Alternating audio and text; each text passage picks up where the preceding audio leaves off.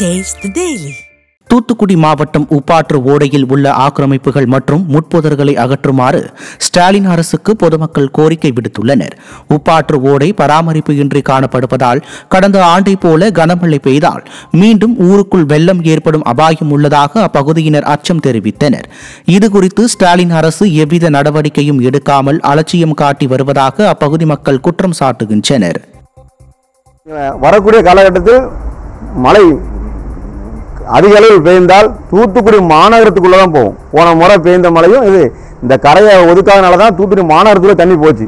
அதுவும் முதலமைச்சர் அவர்களுக்கும் தெரியும், கீதஞ்சனுக்கும் தெரியும், இந்த எம்பிக்கு தெரியும். ஏன்னா போன முறை அவங்க தான் இது பாராளுமன்ற உறுப்பினர் இருந்தாங்க, இந்த முறை அவங்க தான் சரியா. ஆனால் எந்த விதமான பணியும் நடக்கலை. இந்த கரையை மேம்படுத்ததுனால தூத்துக்குடி மாநகரம் மிகப்பெரிய அளவில் பாதிக்கும். திருவள்ளூர் மாவட்டம் மீஞ்சூர் அருகே புதிய ஊராட்சி மன்ற அலுவலகம் மற்றும் அங்கன்வாடி கட்டிடத்தை அதிமுக ஒன்றிய குழு உறுப்பினர் பானு பிரசாந்த் திறந்து வைத்தார். வன்னிப்பாக்கம் ஊராட்சியில் சுமார் 30 லட்சம் மதிப்பிலான புதிய ஊராட்சி மன்ற கட்டிடம் மற்றும் ஊராட்சி நிதியின் கீழ் சுமார் 16 லட்சம் மதிப்பீட்டில் புதிய அங்கன்வாடி கட்டிடம் கட்டி முடிக்கப்பட்டு மக்கள் பயன்பாட்டிற்கு கொண்டு வரப்பட்டது. இந்நிகழ்ச்சியில் அதிமுக நிர்வாகிகள் பலர் கலந்து கொண்டனர். சுதந்திர போராட்ட தியாகி வ.உ. சிதம்பரம் பிள்ளையின் 88வது குருபூஜை விழாவை முன்னிட்டு அதிமுக சார்பில் மரியாதை செலுத்தப்பட்டது.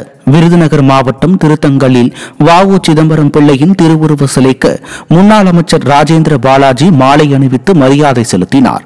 இதைத் தொடர்ந்து பொதுமக்களுக்கு அன்னதானம் வழங்கி சிறப்பித்தார். இந்நிகழ்ச்சியில் அதிமுக நிர்வாகிகள் உள்பட பொதுமக்கள் பலரும் பங்கேற்றனர்.